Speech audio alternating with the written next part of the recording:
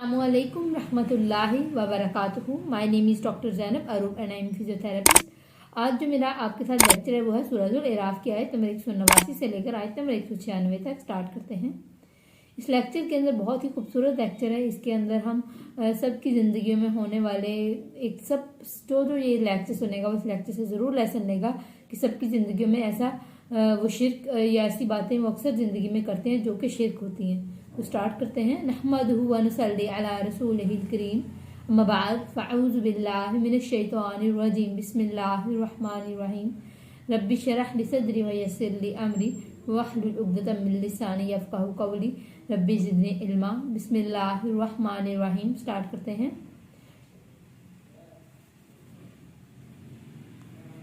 आयत नंबर 189 से। वाह वही अल्लाह दी जिसने खलक़कुम पैदा किया तुम्हें मिन नफ्सी जान से वाहिदतुन एक की, वजअला और उसने बनाया मिनहा इससे ज़ौजहा जोड़ इसका लियस्कुना ताकि वो सुकून हासिल करे इलैहा तरफ इसके। फलम्मा फिर जब तक शाह उसने डाम लिया इसे, हमलत उसने उठाया हमलन बोझ का हफीफन हल्का पर मर्रत पस वो चलती रही मेरे साथ इसके। फलम्मा फिर जब असफल तो वो बोझल हो गई दाऊ तो दोनों ने दुआ की अल्लाह अल्लाह से रब्बु है रब है इन दोनों का। अलबत्ता अगर आते न दिया हम तूने हमें स्वालिहन सही सलामत बच्चा लना कुनन्ना अलबत्ता हम जरूर हो जाएंगे मेरा शाकिरीन शुक्र अदा करने वालों को या शुक्र करने वालों। आज जो लेक्चर है ये बहुत ही खूबसूरत है और आपको ये आयत अगर आप अकेली इसी तरह पढ़ें और तर्जुमा पढ़ें तो आप इसको नहीं समझ पाएंगे कि यहाँ किस चीज़ का जिक्र हो रहा है। यहाँ अल्लाह ताला की तख्लीक का हो रहा है। यहाँ पे बताया जा रहा है कि अल्लाह ताला ने एक इंसान को तख्लीक किया और उससे अल्लाह ताला ने फिर उसका एक जोड़ा बनाया। मतलब औरत इंसान की पसली से बनी है ना, आदम इस्लाम की पसली से बनाई गई थी और अल्लाह ताला ने सबसे पहले दुनिया में जो जोड़ा बनाया था, सबसे पहले दुनिया में जो एक तख्लीक की थी वो एक मर्द के बाद औरत की थी, जो उसका बीवी का रिश्ता सबसे पहले डेवलप हुआ था और ये एक बहुत ही मजबूत रिश्ता होता है और ये और बहुत ही मजबूत और बहुत ही अनमोल रिश्ता होता है। इस रिश्ते के अंदर बहुत ज़्यादा सुकून भी होता है और अगर इसमें मोहब्बत हो तो बहुत सुकून होता है। और अल्लाह ताला ने इस रिश्ते को एक दूसरे के लिए इतना अल्लाह ताला ने एक दूसरे की ढाल बनाया होता है और एक दूसरे की हर मुश्किल वक्त में साथ देने वाले लोग होते हैं। और मतलब इस तरह होता है कि हर एक जिस्म दो जान वाला हिसाब होता है कि मतलब अगर इनको एक को मुश्किल आएगी तो दूसरा भी इसका हमेशा साथ देने वाला होता है। वो और कैटेगरी होती है कि मतलब कोई किसी वे में देता है कोई किसी वे में देता है, लेकिन ये है कि मियाँ बीवी एक दूसरे की मतलब एक ही गाड़ी के दो पहिए होते हैं जो एक दूसरे के साथ चलते हैं। तो अल्लाह ताला ने मियाँ बीवी का रिश्ता सबसे पहले बनाया और फिर ये इतना मजबूत रिश्ता है और इतना खूबसूरत रिश्ता है जिसको शैतान भी, और ये इतना ही अनमोल और प्यारा रिश्ता है और सबसे पहला दुनिया में होने वाला बनने वाला रिश्ता था।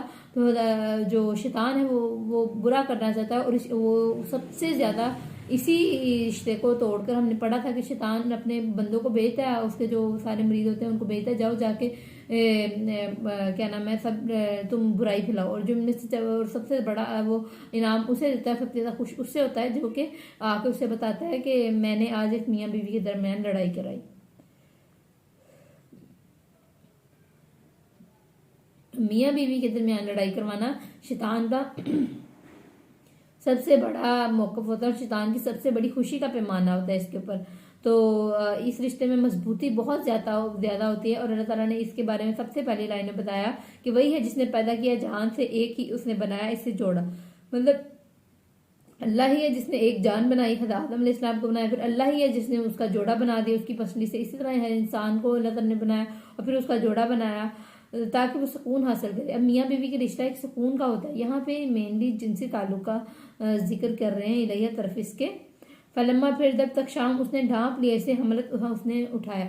अब यहाँ बात हो रही है हमल की, प्रेगनेंसी की कि एक मतलब अल्लाह ताला ने एक रिलेशन बनाया, एक उनका करीबी रिलेशन बनाया, उसके बाद अल्लाह ताला ने उनको एक दूसरे का सुकून का बायस बनाया और फिर उसके बाद अल्लाह ताला ने उनको मतलब हमल से गुजारा। और जब उन पे अल्लाह ताला कहता है कि जब हमने उसको हमल दिया और हमल भी जब हल्का होता है मतलब अभी माँ फर्स्ट ट्राइमेस्टर में होती है तो तब वो दुनिया में आराम से घूमती फिरती है, मतलब वो उसको उसी बोझ के साथ उसको फील भी नहीं होता उसके साथ चलती फिरती है। लेकिन जब लास्ट ट्राइमेस्टर होता है तो वो उसके साथ बहुत ज़्यादा मतलब उसको बोझल बोझल हो जाती है, और फिर वो उससे चाहते कि सब खैर खैरियत से इस चीज़ से फ्री हो जाए।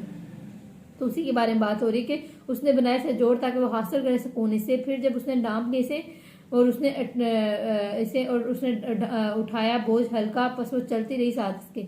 मतलब अल्लाह ताला ने उसे डांप लिया, उसे अल्लाह ताला ने उस ताल्लुक से अल्लाह ताला ने उसको औलाद अता कर दी, और फिर अल्लाह ताला ने उसे फिर वो हल्के से बोझ के साथ हर जगह फिरती रही। और फिर जब अस्कल तो वो बोझल हो गई दावा, तो उन्होंने दोनों ने दुआ की। मतलब जब दोनों क्या हुआ, बोझल हो गया, जब लास्ट ट्राइमेस्टर आ गया, थर्ड ट्राइमेस्टर आ गया प्रेगनेंसी का, तो उस टाइम वो लोग परेशान हो गए। और मतलब उस टाइम होता है कि अल्लाह ताला सब खैर खैरियत से हो जाए, क्योंकि लास्ट मंथ चल रहे हैं।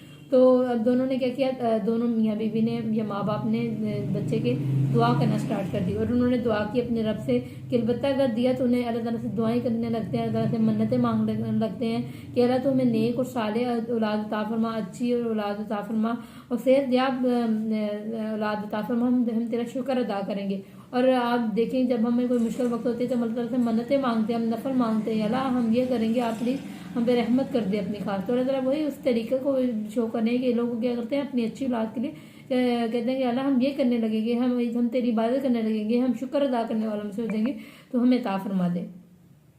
फिर जब अल्लाह ताला ने अता फरमा दिया तो फलम्मा, तो जब आता उसने दिया इन दोनों को सालिहन से सही सलामत जाला, तो उन दोनों ने बना लिया lahu इसके लिए शुरका शरीक फीमा, इसमें जो अताहुमा उसने दिया इन्हें। तो यहाँ पे बात हो रही है कि मतलब अल्लाह ताला ने अब हुआ क्या, अब पूरा पहले मैं पढ़ दूँ फिर मैं आपको बता दी। फ़तआला बस बुलंद तर अल्लाह अम्मा इससे युशरिकून वो शरीक ठहराते हैं। हुआ क्या, जब वो बच्चा पैदा हुआ, तो जब वो बच्चा पैदा हो गया तो ये लोग मतलब जो खुशी आ गई तो ये लोग भूल गए कि उन्होंने परेशानी में अल्लाह से वादा किया था कि अल्लाह का शुक्र अदा करेंगे। तो उस वक्त फिर ये खुशी से हलबला गए और इन्होंने क्या शुरू कर दिया, शिर्क करना शुरू कर दिया। अब शिर्क इन मायनियों में अब हम लोग भी ये शिर्क करते हैं। आप लोग इस चीज़ को देखें कि आप हम भी अपनी ज़िंदगी में ऐसा करते हैं, और हमें हमसे ये मना करना है, ख़त्म करना है। जैसे ही हमारी ज़िंदगी में कुछ होता है हम कहते हैं आपकी वजह से ये हो गया, या आपने ये कर दिया। अब किसी के घर वो बच्चा पैदा हुआ, जब उसने ये अल्लाह ताला से मन्नत मांगी कि या खुदा तो मुझे औलाद अता फरमा, मैं तेरा शुक्र अदा करने वाला हूँ। और जैसे ही वो औलाद पैदा हुई तो साथ ही उन्होंने कहना शुरू कर दिया कि ये तो मेरे उस पीर की दुआ लग गई, ये तो मेरे उस पीर ने मेरे उस पीर की वजह से सब कुछ हुआ है, ये डॉक्टर साहब ने किया है, उस वक्त ये प्रॉब्लम ना होती और ये भाग के हमारी हेल्प ना करता तो हम तो उस वक्त मसले में पड़ जाते, ये इसने करवा दिया, ये इसकी वजह से हुआ, ये इसकी वजह से हुआ, ये इसकी वजह से। जो सब कुछ शरीक ठहरा लेते हैं उसके अंदर के इसकी वजह से, इसकी किसी की वजह से होता। एक माँ भी अगर एक बच्चे को पाल पाती है तो वो भी अल्लाह ताला के करम से है, और अगर पूरी दुनिया भी उस बच्चे को माँ के बाद नहीं पाल पाती तो वो भी अल्लाह ताला ने उसकी नहीं लिखी होती।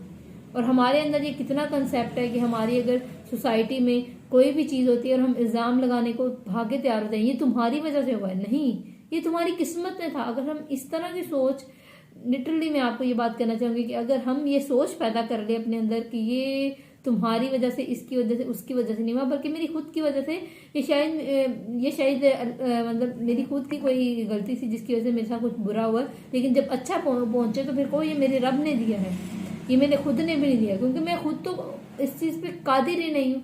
मुझे नुकसान और फायदा और अल्लाह ताला अपना करम रहमत ये सब अल्लाह के हाथ में है। तो मेरे अल्लाह ने मुझ पर रहमत की है, तो हमें अल्लाह को शुक्रगुजार होना चाहिए। और उस वक्त जब ऐसे किसी की मतलब होता है, ये सिर्फ एक एग्जाम्पल थी कि बच्चा पैदा हुआ और उन्होंने फिर मतलब डॉक्टर्स की और शरीकों के शुरू कर दिया, उन्होंने शरीक चलाने शुरू कर, लोगों को कहना चाहिए तुम्हारा शुक्रिया ये थे। अब मैं इस चीज़ से मुझे एक बड़ी खूबसूरत बात पता लगी है कि मुझे जो लग रहा है कि मतलब बड़ी अच्छी बात मुझे कि हमें थैंक यू के बजाय ये वर्ड जज़ाकल्लाह यूज़ करना चाहिए। जो थैंक यू के बजाय हम वर्ड जज़ाकल्लाह यूज़ करते हैं उसका बहुत ही फ़र्क पड़ता है, क्योंकि थैंक यू किसी का शुक्रगुजार होना होता है, लेकिन जज़ाकल्लाह होता है कि अल्लाह तुम्हें जज़ा दे, कि मतलब तुमने अल्लाह ने तुम्हें सबब बनाया, तुमने हमारी मदद की, बाकी मदद करने वाली ज़ात अल्लाह की और अल्लाह ही तुम्हें जज़ा देगा, क्योंकि अल्लाह ने तुम्हें सबब बनाया कि तुम्हारे दिल में नीयत अच्छी आई, बाकी शुक्र अल्लाह का है जिसने सब कुछ किया है। तो अल्लाह ताला का ख़ास शुक्र हमेशा ऐड करें अल्लाह ताला के अपने तरीक़ों में, अपनी बात में। और एक चीज़ मैंने भी सीखी और आप सब भी इससे सीखें कि हम लोग अब कभी भी जो भी हमारी ज़िंदगी में प्रॉब्लम्स होंगी या जो भी अच्छाइयाँ पहुँचेंगी सब अल्लाह की तरफ से है। अगर कोई इंसान ठीक होता है या कोई इंसान बीमार होता है वो दोनों अल्लाह की तरफ से। हाँ, अल्लाह के हजूर दुआ करो, अपनी कोशिश पूरी करो। अब एक डॉक्टर है, एज अ डॉक्टर मैं कह रही हूँ कि अगर एक डॉक्टर है वो एज अ स्ट्रगल करेगा अपने पेशेंट के ऊपर, और पूरी स्ट्रगल के बाद वो बस अल्लाह पे छोड़ देगा, और शफा देने वाली बात अल्लाह की है। कोई डॉक्टर कुछ नहीं कर सकता, कोई दुनिया का इंसान कुछ नहीं कर सकता, कोई भी इंसान इस चीज पे कादिर नहीं है कि वो किसी को अल्लाह के हुक्म के बगैर खुद को कर दे, वो चाहे कोई नबी क्यों ना हो। तो हम आम लोग तो कुछ भी नहीं कर सकते, सब अल्लाह ताला की रहमत होती है। और अल्लाह ताला हमें माफ कर दे, और हमेशा हमें अल्लाह ताला से मांगने वाला बनाई रखे। तो हमें ये छोटी छोटी बातों में जो हम शिर्क करते हैं उससे बचना चाहिए। ये कितना बड़ा गुनाह है, हमें इसका पता लग गया आज। बस बुलंद तर है अल्लाह से जो तुम शरीक ठहराते हो, मतलब जो तुम सोच रहे हो, जो तुम कह रहे हो किसने कर दिया इसने कर दिया, अल्लाह ताला उस सबसे बुलंद तर है। और आयुष शरीकून, तो क्या वो शरीक ठहराते हैं माँ इनको जो ला यखलु को नहीं वो पैदा कर सकते शैइन कुछ भी, वहम और वो युखलकून वो पैदा किए जाते। तो मतलब वो खुद भी पैदा नहीं हो सके, वो कुछ भी नहीं कर सकते, तो आप मतलब आप उनको शरीक ठहराते हो कि अगर अल्लाह ना चाहता तो ये लोग उसको खुद पैदा कर सकते थे डॉक्टर्स, या कोई कुछ कर सकता था। तो कोई क्या तुम शरीक रहते हैं उनको जो नहीं पैदा कर सकते कुछ भी, और वो पैदा किए जाते हैं कि मतलब उनको भी अल्लाह नहीं पैदा किया, वो सब हाँ हाथ अल्लाह के ताला की रहमत से सब कुछ बने हुए हैं, और किसी के हाथ में नहीं है कि वो किसी को ठीक कर सकता है, या किसी का बच्चा पैदा कर सकता है। ये सब अल्लाह की देन थी। आप देखेंगे कि बड़े बड़े लोग होते हैं जिनके बच्चे पैदा होकर मर जाते हैं, वो उनकी क्या है कि डॉक्टर की गलती नहीं, डॉक्टर तो अपनी कोशिश करता है, आगे अल्लाह ने उसकी जिंदगी और मौत दी थी या नहीं दी थी उस मेरे अल्लाह के हाथ में। तो वला नहीं ये सतीन वो इस्तात रखते हैं अल्लाह इनकी नफ्स किसी मदद की, वला नानफुसा अपने नफ्सों की अंसरून मदद कर सकते हो ना, वो तो अपने नफ्स की मदद नहीं कर सकते, तुम्हारी क्या करेंगे, वो तो सिर्फ कोशिश ही कर रहे हैं। तो वही और अगर तुम बुलाओ इन्हें हुदा तरफ हिदायत के तबिउकुम नहीं वो पैरवी करेंगे तुम्हारी, सवान यकसा अलैकुम तुम पर अदअतुमुहुम खवा बुलाओ तुम इन्हें, अम या तुम स्वामितून खामोश रहो। यहाँ पे बहुत अच्छी एग्जाम्पल अबू जहल के बेटे इक्रमा की भी आ जाती है। सॉरी मैंने गलती से पिछले लेक्चर में इक्रमा का नाम मैंने उर्वा अलैहिस्सलाम कह दिया था, नहीं उनका नाम इक्रमा था, जो कि मतलब जिनके बारे में मैंने वाक़या सुनाया था कि वो समुंदर में फतह मक्का के मौके पर नबी सल्लल्लाहु अलैहि वसल्लम ने उनके बारे में ऐलान कर दिया था कि जो भी मतलब यहाँ पे काफिरों के उनको मार दिया जाए, तो वो इक्रमा वहाँ से जान बचा के भाग गए थे। और फिर तूफान की कश्ती में थे, तो लोगों ने सबने अपने अपने खुदाओं को बुलाया था, तो फिर कोई तूफान नहीं रुका, जब सबने फिर एक दफ़ा रहा था कि हम अल्लाह से पुकारते, तो अल्लाह से पुकारे तो वो तूफान रुक गया। तो फिर इक्रमा ने फैसला कर लिया था कि वो मदद कबूल कर लेंगे कि अगर ऐसी मुश्किल में साथ देने वाली ज़ात ही वो है तो फिर वो क्यों गलत रास्ते पे हैं। तो उन्होंने फिर नबी सल्लल्लाहु अलैहि वसल्लम को पैगाम भेज के ईमान ले थे, वो अबू जहल के बेटे से। और यहाँ क्या बात हुई है कि बेशक वो जिन्होंने क्या नाम है, और अगर तुम बुलाओ इन्हें तरफ हदायत की तो नहीं वो पैरवी करते, यकसा तुम पर खुद बुलाओ तुम इन्हें या तुम खामोश रहो। तो ये ऐसे लोग हैं, मतलब यहाँ पे शिर्क की भी बात हो सकती है, जो पत्थरों को शिर्क कर बनाते हैं उसके बारे में बात हो सकती है कि क्या नाम है, अगर तुम मतलब नबी सल्लल्लाहु अलैहि वसल्लम में फरमाया जा रहा है कि अगर तुम इन्हें बुलाओ तो ये तब भी हदायत की तरफ नहीं आ सकते, क्योंकि ये हदायत से खाली है, इनको हदायत अल्लाह ताला ने इनकी किस्मत में लिखी ही नहीं है, और नहीं वो पैरवी करेंगे यकसा तुम पर, चाहे तुम उन्हें बुलाते रहो या तुम खामोश हो, जो ये तब भी नहीं पैरवी करेंगे। तो इन बेशक अल्लाह जना वो जिन्होंने तुम पुकारते हो मिन दूनी सिवाय अल्लाह के इबादिन बंदे हम सारकुम, तो तुम्हारी तरफ बस पुकारो इन्हें फलजस्ता जे भी, तो चाहिए कि वो जवाब दे लकुम तुम्हें, इन अगर कौन तुम हो तुम सादिकिन सच्चे। तो क्या नाम है, यहाँ पे वो उनके शरीकों की ये जो बुत बनाए हुए हैं वहाँ उनकी बात हो रही है कि बेशक वो जिन्होंने तुम पुकारते हो सिवाय अल्लाह के, तो बंदे हैं। मतलब अगर तुम दुनिया के लोगों को कहो कि डॉक्टर्स को या इनको तो कि इन लोगों की वजह से मेरा कामयाब हुआ, या मैं वो भी अल्लाह ताला कह रहे हैं वो भी एक बंदे ही हैं, आम इंसान है, वो कुछ नहीं कर सकते। और तुम्हारी तरह ही वो आम इंसान है, वो उनके हाथ में कुछ भी नहीं है, वो तो खुद दुआ करते हैं कि अल्लाह मेरी मुश्किल आसान कर दे, वो तो अल्लाह से अपनी दुआओं में मसरूफ होते हैं। वो तुम्हें कभी शफा दे ही नहीं सकते। बस पुकारो इन्हें फलजस्त जीब, तुम तो चाहिए कि वो जवाब दे लकुम तुम्हें, बस पुकारो इन्हें तो चाहिए कि जवाब दे तुम्हें अगर हो तुम सच्चे। तो आप तुम उन्हें पुकार के देखो मुश्किल वक्त में, और देखो कि वो तुम्हारा तब साथ दे सकते हैं। देखिए, इंसान आपको आप कोशिश कर सकता है, उसने आपकी मदद कर दी, सिर्फ कोशिश कर दी। बाकी जिंदा मुर्दा, इंसान पैदा होना, बच्चा होना, या जो भी था, ये हमारी जिंदगी का क्या फैसला होना, ये सब अल्लाह के हाथ में है। ताला हम क्या इनके अजर उन पाँव हैं। अब यहाँ उन बुतों के बारे में बात हो रही है कि पहले हमें बात की गई कि अगर तुम इनको हदायत की तरफ बुलाओ, इन लोगों को, तो ये लोग हदायत की तरफ नहीं आएंगे। चाहे तुम इन्हें खामोशी से बुलाओ या फिर तुम्हें इन्हें मतलब बुलाओ या तुम खामोश रहो, ये फिर भी नहीं आएंगे। और ये जिन्हें तुम शरीक ठहराते फिरते हो, ये खुद एक बंदे हैं जो अल्लाह से मांगते हैं, और तुम उनको शरीक ठहराते फिरते हो। और कि उनको भी, और यहाँ पे बुतों की भी मिसाल हो सकती है कि तुम बुतों को, पत्थरों को मानते हो, उनको उनकी इबादत करते हो, उनको शरीक ठहराते हो। तो ये तो खुद अपनी मदद नहीं कर सकते। ये जो पीछे बात हो रही है उनकी, मतलब ये बुतों को पूजते थे ना, तो ये खुद अपनी मदद नहीं कर सकते। ये बुत अपने, ये तो इनको तो तुम पेंट कर रहे होते हो, ये इनको कलर तुम कर रहे होते, ये तो अपना कुछ कर ही नहीं सकते। और अगर तुम ये सच्चे हो तो फिर इनको बुला के दिखाओ, ये तुम्हें जवाब तो दे, तुम्हारे आंसर तो करें। ये तो बोल ही नहीं सकते। अलहम क्या इनके अजरुन पाँव है, यमशून, और क्या वो चलते हैं बिया साथ इसके। हम या लहुम इनके ईदी हाथ है, यब्तिशून कि वो पकड़ते हों, बिया साथ इनके। हम या लहुम इनकी आयुन आंखें हैं, युबसिरून कि वो देखते हैं, बिया साथ इसके। लम या लहुम इनके अदान कान है, यस्माउना कि वो सुनते हैं, बिया साथ इसके। कुल कह दीजिए पुकारा शुरका हुक्म अपने शरीकों को, सुम्मा फिर की दूना क्या नाम है, चाल चलो मेरे खिलाफ, फला ना तुम जिरून, तुम मोहलत दे मुझे। ये वाली आयत में अल्लाह ताला का एक तरह का चैलेंज दे रहे हैं, एक तरह की धमकी दे रहे हैं, एक तरह चैलेंज दे रहे हैं कि ऐसे करो, तुम एक चाल चलो मेरे खिलाफ, और फिर मुझे मोहलत भी ना देना, और एकदम से आके मेरे पे ना अपने शरीकों को उठाओ, अपने शरीकों को चलो तुम्हारे साथ,